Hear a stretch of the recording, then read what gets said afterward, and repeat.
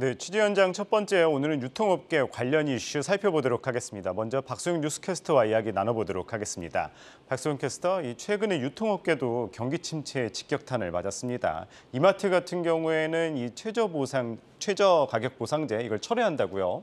네, 그렇습니다. 9월 생산과 소비, 투자 등 이 3대 실물 경제 지표가 두 달 만에 트리플 감소를 기록하며 경기 침체 경고음이 커지고 있다는 우려가 나오고 있습니다.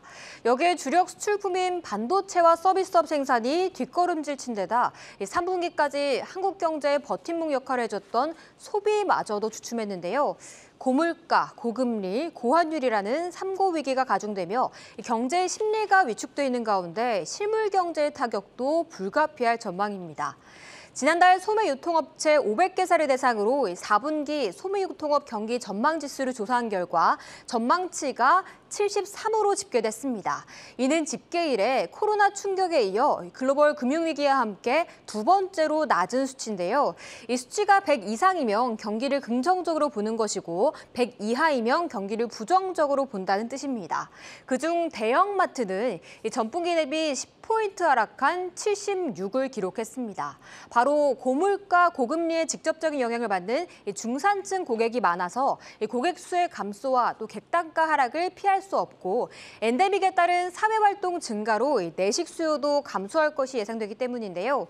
또 반값 상품 등 최저가 상품을 경쟁적으로 출시하고 있지만 이 수익에는 영향을 못 미치는 현실도 부정적 요인으로 작용한 것으로 보이고 있습니다. 이러한 가운데 이마트는 지난달 40개 생필품에 대한 업계 최저가 판매를 종료하겠다고 밝혔습니다. 지난 7월 계란과 쌀, 우유, 휴지, 칫솔 등의 가격을 매일 모니터링해 최저가로 팔겠다고 선언한 지 3개월 만인데요. 글로벌 인플레이션의 파고가 감당할 수 있는 수준을 넘어섰고 고환율에 그나마 가격이 저렴했던 수입 식품의 가격까지 뛰면서 그 벽을 끝내 넘지 못한 것으로 풀이되고 있습니다. 이 팬데믹이 끝나가니 경기 침체라는 새로운 장애물이 찾아와 유통업계의 기대감은 더욱 낮아지고 있는 현실입니다. 네, 유통업계의 상황 별로 좋지 않습니다. 그렇다면 실적에도 영향을 미칠까요? 네, 그래서 유통업계들의 실적 먼저 알아보도록 하겠습니다. 최저가 보상제 철회란 결정이 이마트의 수익성 개선에는 도움을 줄 것으로 증권가에선 보고 있습니다. 그렇다면 3분기 성적표는 어떻게 나올지 한번 살펴보시죠. 이마트의 3분기 매출은 7조 6,166억 원으로 전년 동기 대비 20% 늘어날 것으로 보이고 영업이익도 1,367억 원으로 25% 정도 증가할 것이란 컨센서스가 나오고 있습니다. 이를 시장에서는 어떻게 보고 있는지 살펴보면요. IBK 투자증권에서는 3분기 실적 시장 기대치를 하회할 것으로 보고 있습니다.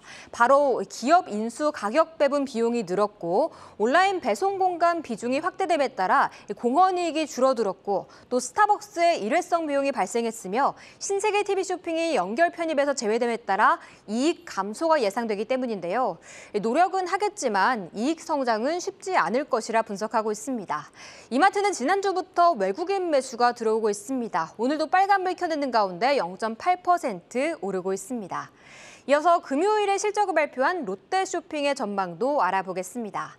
3분기 매출은 4조 349억 원으로 전년 동기와 비슷하겠지만 영업이익이 1,341억 원으로 무려 363%가 늘어날 것으로 보이고 있습니다. 롯데쇼핑은 백화점의 성장이 영업이익의 증가를 이끌 것으로 분석되고 있습니다. 내방객이 늘어나면서 명품과 패션 모두 20%대의 성장을 보였는데요. 하지만 롯데 슈퍼와 이커머스는 다소 부진한 성적이 전망되고 있습니다. 그래도 SK증권은 점포 통합과 같은 효율화를 통해서 체질 개선이 기대된다고 보고 있습니다. 롯데쇼핑은 어제 장 마감 후 영국 리테일 기업 오카도와 손을 잡고 국내 온라인 먹거리 시장을 정조준하겠다고 밝혔습니다. 총 1조 원을 투자하겠다는 계획을 밝힌 가운데 이는 단기 적자 규모가 확대될 것으로 보인다며 부정적으로 작용할 것이란 증권가의 평가가 나오고 있는데요. 그렇지만 주가의 영향은 크지 않습니다. 최근 외국인이 바스켓으로 유통주를 담고 있는 가운데 연이틀 오르면서 현재 1%대 강세 지켜가고 있습니다. 네, 오늘은 유통업계 이슈와 실적 전망까지 알아봤습니다. 박소영 뉴스캐스터였습니다. 잘 들었습니다.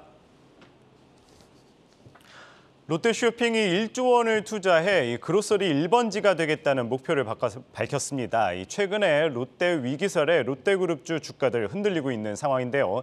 이번에 1조 투자가 이러한 위기설까지 잠재우는 모습입니다. 관련된 내용 산업부 신선미 기자와 이야기 나눠보도록 하겠습니다.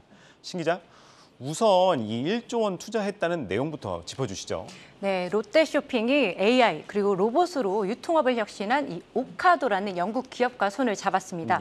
이번 계약을 통해서 식료품 주문부터 배송까지 전 과정을 다루는 통합 솔루션을 도입하게 되는데요. 지속적인 성장이 예상되는 이 국내 온라인 식품 유통 시장에 선제적으로 투자해서 게임 체인저가 되겠다 이런 목표를 밝혔습니다. 이를 위해서 2030년까지 1조 원을 투자합니다. 그리고 2032년에는 온라인 시장에서만 매출 5조 원을 달성하겠다는 전략입니다. 체결식에 이 신동빈 회장까지 직접 참석을 했다죠. 상호가 같이 이제 협력해 나가겠다 이렇게 밝혔는데 도대체 오카도가 어떤 기업이길래 이렇게 신 회장이 직접 참석까지 한 겁니까? 네, 오카도는 최근 국제적으로도 굉장히 주목을 받고 있는 기업인데요. 2000년 골드만삭스 출신 트레이더 3명이 설립을 했습니다. 매장 없는 온라인 슈퍼마켓으로 출발을 했는데 이후 식료품 배송 전반에 대한 통합 솔루션이죠. 오카도 스마트 플랫폼을 개발해서 창업 20년 만에 세계 최고 수준의 온라인 유통기업으로 성장을 했습니다. 오카도 시스템은 지금 보시다시피 물류창고에서 고객 주문량과 재고를 실시간으로 모니터링을 하고 주문과 동시에 로봇이 신속하게 제품을 포장하고 운반 그리고 배송 차량에 보냅니다. 고객은 받기만 하면 되는데요. 이 같은 핵심 기술력으로 소비자의 발길을 붙잡는 데 성공을 한 겁니다. 최근에는 미국 최대 식료품 업체인 크로거를 비롯해서 캐나다 소베이 그리고 일본 이온 등 9개국 11개 업체가 오카도의 이런 첨단 물류 솔루션을 도입했습니다. 국내에서는 롯데가 처음으로 이 오카도 스마트 플랫폼을 도입을 한 겁니다.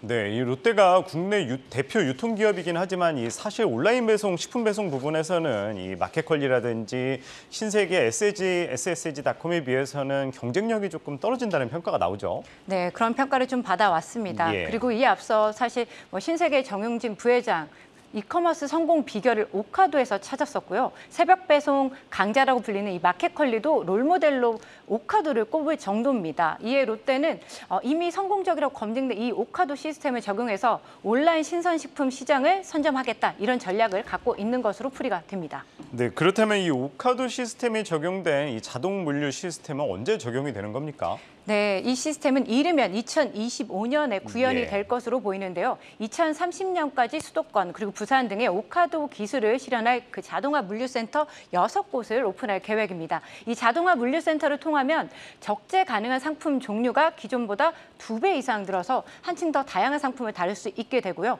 또 매일 1시간 간격으로 33번의 배차가 이뤄집니다. 그렇기 때문에 소비자들은 원하는 시간에 지연 없이 물건을 받아볼 수 있게 됩니다. 이미 해외에서는 이 오카도 시스템을 통해서 이 정시 배송률이 입증이 됐다는죠? 네, 그렇습니다. 좀 한번 자료를 보면 되겠는데요. 오카도가 지금 영국에서 운영하고 있는 온라인 슈퍼마켓의 정시 배송률 97% 이상으로 나타났고요. 캐나다 소베이 역시 정시 배송률이 98%에 달합니다. 또 이제 수요 예측 그리고 재고 관리로 식품 폐기율은 0.4%에 불과한데요. 국내 대형마트 그리고 슈퍼가 각각 3%, 4%라고 하니까 현저히 낮은 수준이라고 할 수 있겠습니다. 또 이제 롯데는 구매 이력과 성향에 기반해서 개인 맞춤형 마케팅이 가능한 온라인 장보기 앱도 새로 선보인다는 계획입니다. 그런데 이 롯데가 이렇게 온라인 신선식품 배송에 공을 들인 이유가 어디에 있습니까? 아무래도 성장 가능성이 크기 때문인데요. 지난해 기준 이제 국내 식품 시장이 약 135조 원에 이릅니다. 하지만 이제 온라인 침투율은 25%로 다른 상품군과 비교해서 좀 낮은 수준이거든요. 그래서 이제 이렇게 왜 낮을까 보면 유통기한 등 폐기율이 높은 상품의 특성상 배송이나 재고 관리에 대한 부담이 좀 어렵기 때문입니다. 그 쓱닷컴 그리고 쿠팡, 마켓컬리 등이 이 시장에 좀 잘하고 있다 이런 기업으로 좀 떠오르긴 하는데 아직까지 이 시장에서 뚜렷한 강자도 없는 게 사실입니다. 하지만 이제 코로나19 이후 온라인에서 식료품 구매하는 그런 편의성이 커지면서 관련 시장은 계속해서 커지고 있고 또 앞으로도 커질 거라고 이제 전망이 되면서 성장성은 여전히 큰데요. 또한 또 식료품 하면 개인의 라이프 스타일을 가장 잘 드러내는 상품군으로 평가가 됩니다. 그러다 보니까 이 해당 시장을 선점하면 곧 온 오프라인 오프라인 유통시장에서 영향력을 확보한 것과 연결이 됩니다. 때문에 롯데가 이 시장의 주도권을 잡기 위해 나선 거고요. 사실상 이커머스 전쟁에서 승기를 잡기 위한 움직임이 시작된 겁니다. 네, 뭐 성장성도 괜찮고 긍정적인 요인도 많은 것 같은데 증권가에서는 이번 1조 투자 부정적으로 바라보는 것 같습니다. 왜 그런 건가요?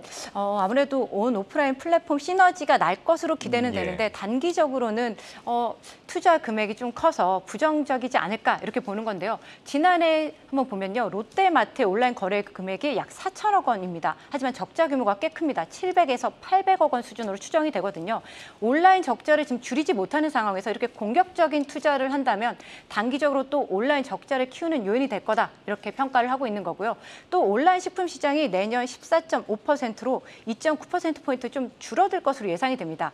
그러면 이제 롯데쇼핑이 아직까지는 아까도 말씀드렸다시피 낮은 온라인 점유율이 좀 문제거든요. 이런 부분을 고려했을 때 시장에서 이제 롯데쇼핑의 투자에 대해서 조금 안 좋게 본 게 아닌가 이렇게 싶은데 다행히도 오늘 주가는 오히려 보고 있어서 투자자들은 또 좋게 보고 있는 게 아닌가 이렇게 또 해석이 됩니다.